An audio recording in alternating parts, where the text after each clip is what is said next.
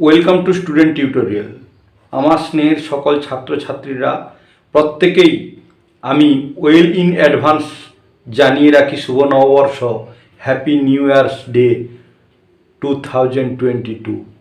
এবছর 2021-এ আর পঞ্চম থেকে নবম শ্রেণী পর্যন্ত কোনো সামেটিভ পরীক্ষা হবে না, এটা তোমরা সকলেই অবগত হয়ে গেছো। পরীক্ষা হবে না বলে কি তোমরা পড়াশোনা করবে না এখন? তা কিন্তু নয়, পড়াশোনা যথারীতি চালিয়ে যেতে হবে। তাই আমি তোমাদের বীজগণিত ও পাটিগণিতের সহ অন্যান্য সকল সূত্রাবলী আলোচনা করছি। ভালো করে খাতাতে লিখে অবশ্যই মুখস্থ করে রেখো, গণিত করার সময় ভীষণভাবে কাজে লাগবে। আর চ্যানেলটিকে যারা সাবস্ক্রাইব করনি তাদের বলি চ্যানেলটিকে সাবস্ক্রাইব করে নাও নতুন বছরের ভিডিও এখন থেকে যথারীতি পাওয়ার জন্য। চলো আমরা সূত্রগুলো নিয়ে আমি আলোচনা করি। দেখে নাও, বীজগণিতের সূত্র 1 নম্বর সূত্র লিখেছি।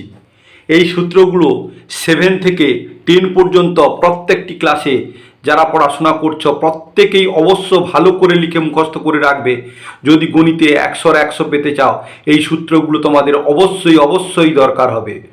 দেখে নাও, একে a প্লাস b এর হোল স্কোয়ার সমান আমরা কি লিখতে পারি?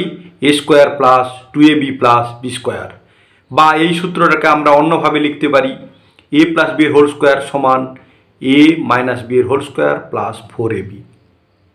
আমি এই সূত্রগুলো পরে বিশ্লেষণ করবো এক একটা উদাহরণ দিয়ে, এখন সূত্রগুলো শুধু বলে যাচ্ছি, দেখে নাও। এরপরে দেখে নাও 2 সূত্র a মাইনাস b এর হোল স্কোয়ার সমান a square minus 2ab plus b square. বা আমরা এটাকে লিখতে পারি a মাইনাস b এর হোল স্কোয়ার সমান a প্লাস b এর হোল স্কোয়ার মাইনাস 4ab। এই হয়ে গেল দুটো সূত্র। 3 নম্বর সূত্র দেখে নাও, a plus a square plus b square সমান কি না a প্লাস b এর হোল স্কোয়ার মাইনাস 2ab। বা আমরা এটা লিখতে পারি a মাইনাস b এর হোল স্কোয়ার প্লাস 2ab। যদি আমরা এর ভেতরে আমরা প্লাস নিই তাহলে আমরা বাইরে নেব মাইনাস, আবার ভেতরে যদি মাইনাস নিই তাহলে বাইরে নেব প্লাস। এই ছিল 3 নম্বর সূত্র। 4 নম্বর সূত্র আমরা দেখে নেব। দেখে নাও 4 নম্বর কি সূত্র রয়েছে? a square minus b square equal to a plus b whole into a minus b। এইটাকে হোল বলা হচ্ছে, a plus b whole into a minus b। এরপরে দেখে নাও 5 নম্বর সূত্র। 5 নম্বর সূত্র কি? 2 whole into a square plus b square equal to a plus b এর whole square plus a minus b এর হোল স্কোয়ার। 6 নম্বর সূত্র দেখে নাও। 6 নম্বর সূত্র কি? 4ab সূত্র ইকুয়াল টু আমরা লিখতে পারি a প্লাস b এর whole square minus a minus b এর হোল স্কোয়ার। 7 নম্বর সূত্র দেখে নাও, ab সূত্র। ab সূত্র কি রয়েছে? ab equal to a plus b by 2 এর whole square minus a minus b by 2 এর হোল স্কোয়ার। এরপরে সূত্র দেখে নাও 8 নম্বর সূত্র, a plus b plus c এর whole square equal to a square plus b square plus c square plus 2ab plus 2bc plus 2ca। এইটাকে আমরা যদি মনে রাখতে চাই, একটা দেখো সূত্র আমি দেখিয়ে দিচ্ছি কীরকমভাবে মনে রাখতে হয়। এইরকম যদি আঁকি a b c, তাহলে দেখো a b c আমি এইরকমভাবে দেখো তীর চিহ্ন দিচ্ছি এইরকমভাবে। তাহলে আমরা কি মনে রাখবো? তাহলে দেখো a স্কোয়ার, প্রথমটা square plus b square plus c square, তাহলে a square plus b square c square, a square plus b square plus c square plus 2ab মানে 2ab, তারপরে হচ্ছে প্লাস 2bc, তারপরে হচ্ছে 2ca মানে 2ab plus 2bc plus 2ca। এইটা মনে রাখার একটা সহজ নিয়ম। এরপরে দেখে নাও 9 নম্বর সূত্র আমরা দেখে নিচ্ছি, a প্লাস b এর হোল কিউব। একটা কথা এই প্রসঙ্গে বলে রাখি, তোমাদের এই 8 নম্বর পর্যন্ত, এই যে 8 নম্বর যারা 7-এ পড়ছো তাদের এই 8 নম্বর পর্যন্ত এই সূত্রগুলো কিন্তু লাগবে। গণিত যখন করাতে যাব এই 8 নম্বর পর্যন্ত সূত্রগুলো প্রায় সব লাগবে।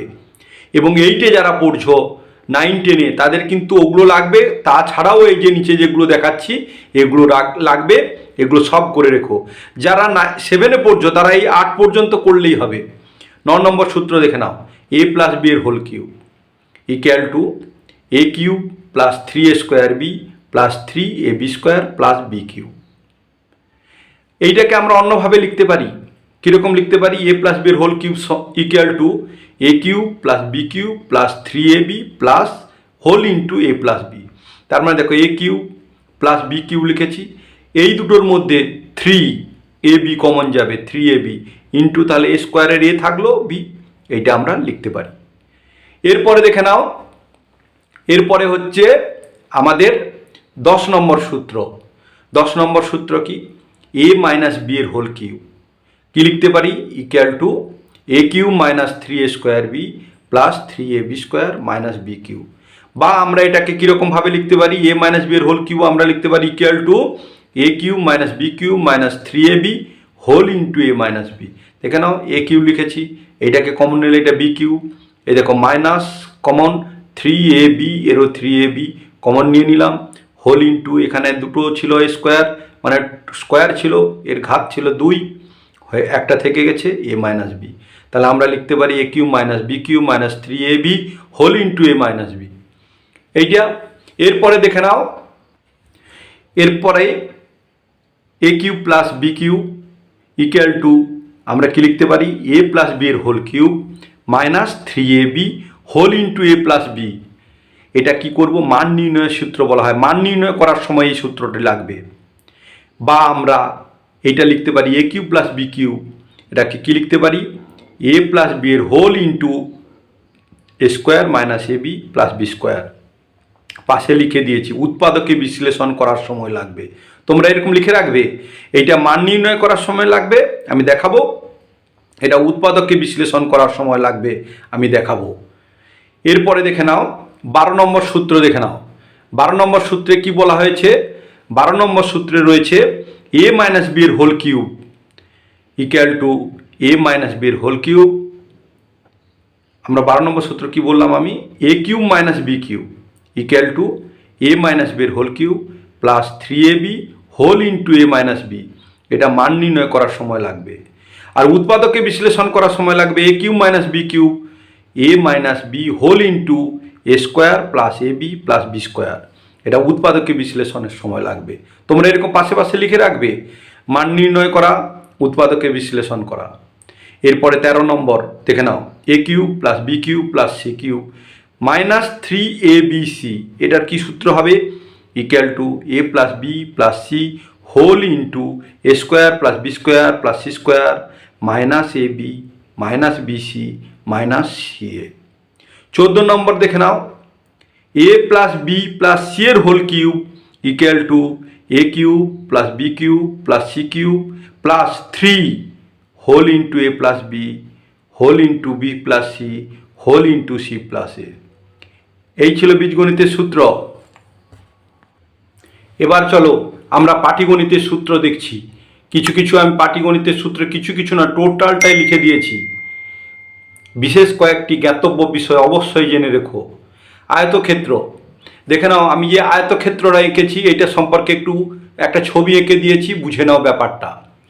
আয়তক্ষেত্র কাকে বলবো? এই দেখো একটা আয়তক্ষেত্র এঁকেছি, এর 20 মিটার, এইটা এখান থেকে এটা হচ্ছে দৈর্ঘ্য 20 মিটার, আর এখান থেকে এটা হচ্ছে প্রস্থ 10 মিটার এঁকেছি। এই দেখো আয়তক্ষেত্র কাকে বলবো? এই আয়তক্ষেত্র যেই চতুর্ভুজের, এটা কিন্তু একটা চতুর্ভুজ, যে চতুর্ভুজের প্রত্যেকটি কোণ হচ্ছে সমকোণ বা 90 ডিগ্রি। এই কোণটা 90 ডিগ্রি, এই কোণটা 90 ডিগ্রি, এই কোণটা 90 ডিগ্রি, এই কোণটা 90 ডিগ্রি। যে চতুর্ভুজের 4টি কোণই সমকোণ হবে এবং বিপরীত বাহুগুলি, মানে এই বাহুর বিপরীত বাহু এটা সমান হবে, এই বাহুর বিপরীত বাহু এটা সমান হবে এবং সমান্তরাল হবে। সমান্তরাল মানে যতদূর পর্যন্ত আমরা দুই দিকে বর্ধিত করি না এই বাহুটাকে, এই দিকে এই দিকে এই দিকে এই দিকে, এরা কোনোদিন পরস্পরকে ছেদ করবে না। তাহলে কি হলো? আয়তক্ষেত্র হচ্ছে প্রত্যেকটি কোণ হচ্ছে সমকোণ বা 90 ডিগ্রি হবে, বিপরীত বাহুগুলি সমান হবে এবং সমান্তরাল হবে, তাকে বলবো আয়তক্ষেত্র। এই আয়তক্ষেত্রের কতগুলো সূত্র আমরা জেনে নিচ্ছি, দেখে নাও। 1 নম্বরে লিখেছি আয়তক্ষেত্রের পরিসীমা সূত্র। পরিসীমা মানে এই 4টা বাহু, এর পরিসীমা সূত্র কি করব? 2 ইন্টু দৈর্ঘ্যযুক্ত প্রস্থ।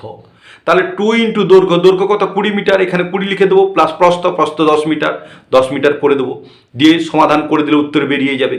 এরপর দেখো আয়তক্ষেত্রের দৈর্ঘ্য বের করব। পরিসীমা দেওয়া আছে, দৈর্ঘ্য বের করব। পরিসীমা দেওয়া আছে, দৈর্ঘ্য বের করব। তাহলে কি করব? দৈর্ঘ্য সমান পরিসীমা ভাজিতক 2 বিয়োগ প্রস্থ। তাহলে প্রস্থটাও তখন কিন্তু দেওয়া থাকবে। তোমরা এই সূত্রটা লিখে নাও, আমি যখন অঙ্ক করাবো তখন তোমরা বুঝিয়ে দেবো কীরকমভাবে এই সূত্রটা কাজে লাগবে। 3 নম্বর সূত্র দেখে নাও, আয়তক্ষেত্রের প্রস্থ সমান পরিসীমা ভাজিতক 2 বিয়োগ দৈর্ঘ্য। তার মানে পরিসীমাকে 2 দিয়ে ভাগ করবো, দৈর্ঘ্য থাকলে বিয়োগ করে দেবো। এরপরে দেখো নাও 4 নম্বরে কি বলেছে। 4 নম্বরে হচ্ছে আয়তক্ষেত্রের ক্ষেত্রফল। দেখো আমি ডট ডট দিয়েছি উপরে আয়তক্ষেত্র।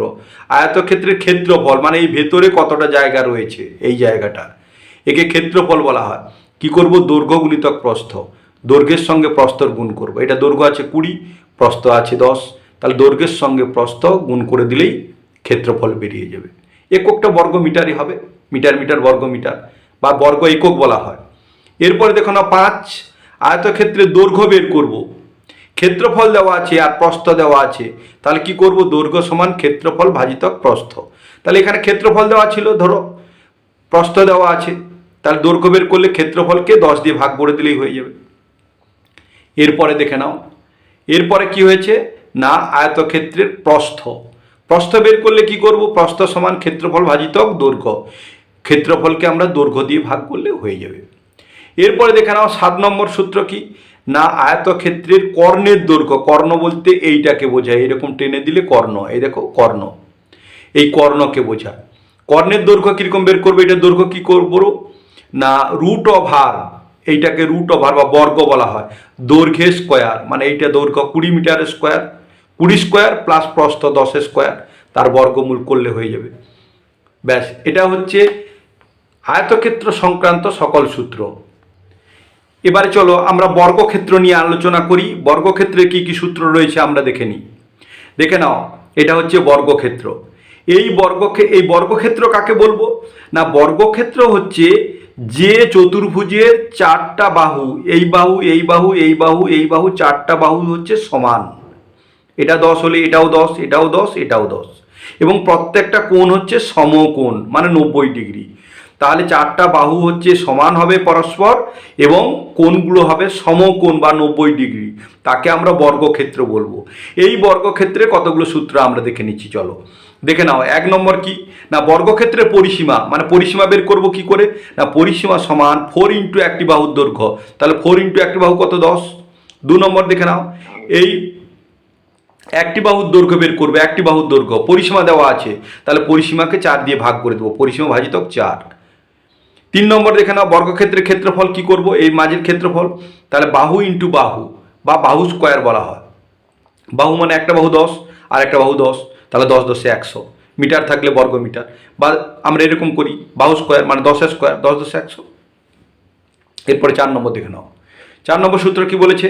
বর্গক্ষেত্রের একটি বাহু বের করব, ক্ষেত্রফল দেওয়া আছে, তাহলে একটি বাহু সমান ক্ষেত্রফলের বর্গমূল। ক্ষেত্রফল যদি 100 থাকে 100-র বর্গমূল করলে 10 বেরিয়ে যাবে, 10। 5 নম্বর সূত্র দেখে নাও। 5 নম্বর সূত্র বলছে বর্গক্ষেত্রের কর্ণের দৈর্ঘ্য, এইটা কর্ণ, এইরকম কর্ণ, তাহলে কর্ণের দৈর্ঘ্য বের করলে কি হতে হবে? বাহু ইন্টু রুট ওভার 2, তাহলে বাহু কত? 10, রুট ওভার 2, তাহলে 10 √ 2 কর্ণের দৈর্ঘ্য হয়ে যাবে। 6 নম্বর দেখে নাও। 6 নম্বর কি না বর্গক্ষেত্রের ক্ষেত্রফল। আমরা বর্গক্ষেত্রের ক্ষেত্রফল বের করবো কি করে? হাফ ইন্টু কর্ণদ্বয়ের গুণফল, তাহলে হাফ গুণিত কর্ণ যেটা থাকবে তার গুণফল করে দেবো। কর্ণদ্বয় মানে এই কর্ণটা যত হয়েছে সেটা আর এটা যত, গুণ করে দিলে পেয়ে যাব। 7 নম্বরে দেখে নাও। 7 নম্বরে কি বলেছে? বর্গক্ষেত্রের পরিসীমা, এই বর্গক্ষেত্রের উচ্চতা, তাহলে এই বর্গক্ষেত্রের উচ্চতা বের করলে কি হবে? যে ক্ষেত্রফল হবে ক্ষেত্রফলকে বাহু দিয়ে ভাগ করে দেবো, একটা বাহু দিয়ে ভাগ করে দেবো। এরপরে দেখে নাও, একটা দেওয়া আছে 4 দেওয়ালের ক্ষেত্রফল। 4 দেওয়াল মানে একটা ঘর, তার 4টা দেওয়াল রয়েছে, 4 দেওয়ালের ক্ষেত্রফল বের করলে আমরা এই সূত্রে ফেলবো 2 ইন্টু দৈর্ঘ্যযুক্ত প্রস্থ হোল ইন্টু উচ্চতা, এইটা আমরা ফেলবো, এইটা হবে 4 দেওয়ালের ক্ষেত্রফল। এবার চলো আমরা রম্বসের সূত্রগুলো দেখে নিই। রম্বস, আমরা রম্বস কাকে বলবো? দেখে নাও, একটা ছবি এঁকেছি, এইটা 10, এটা 10, এটা 10, এটা 10, কিন্তু ছবিটা একটু টেড়া করে এঁকেছি। এই দেখো এইটা কি বলছে? রম্বস হচ্ছে একটা চতুর্ভুজ, যে চতুর্ভুজের প্রত্যেকটি বাহু কিন্তু সমান।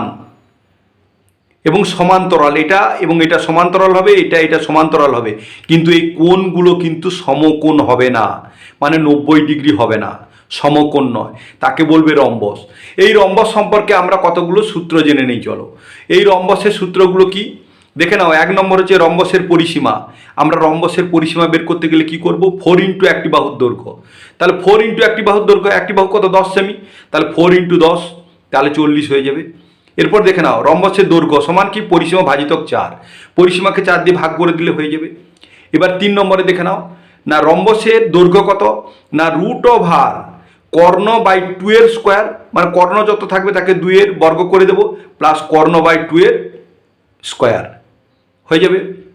4 নম্বর দেখে নাও রম্বসের ক্ষেত্রফল বের করব কি করে। রম্বসের ক্ষেত্রফল ইকুয়াল টু হাফ ইন্টু কর্ণদ্বয়ের গুণফল, দুটো কর্ণকে গুণ করে দিলে হাফ দিয়ে হয়ে যাবে।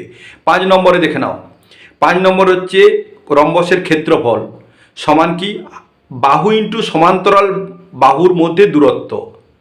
6 নম্বর কি দেখে নাও রম্বসের উচ্চতা। রম্বসের উচ্চতা কি না রম্বসের উচ্চতা সমান ক্ষেত্রফলকে বাহু দিয়ে ভাগ করে দিলে আমরা পেয়ে যাব। এরপরে দেখে নাও একটা জিনিস আমি লিখেছি, রম্বসের কর্ণ পরস্পরকে সমকোণে সমদ্বিখণ্ডিত করে। রম্বসের কর্ণ দেখে নাও, রম্বস যেটা করেছিলাম দেখে নাও একটু, এই যে রম্বস এই রকম যে কর্ণটে, এই যে কর্ণ এই দুটো যদি এরকম করে টানা হয় তাহলে কিন্তু এগুলো কি করবে, এরা পরস্পরকে সমকোণে, পরস্পরকে কি করবে সমকোণে সমদ্বিখণ্ডিত করবে। সমকোণ মানে 90 ডিগ্রিতে সমদ্বিখণ্ডিত করবে। যারা এই চ্যানেলটিকে এখনো সাবস্ক্রাইব করনি চ্যানেলটিকে সাবস্ক্রাইব করে নাও। আমি সকল সূত্রের প্রয়োগ কিভাবে ব্যবহার করতে হয় তা আমি বিস্তারিত পরপর আলোচনা করে যাব পরবর্তী ভিডিওগুলোতে। সুস্থ থেকো, ভালো থেকো। নেক্সট ভিডিওতে আবার দেখা হবে। Thank you watching the video. By.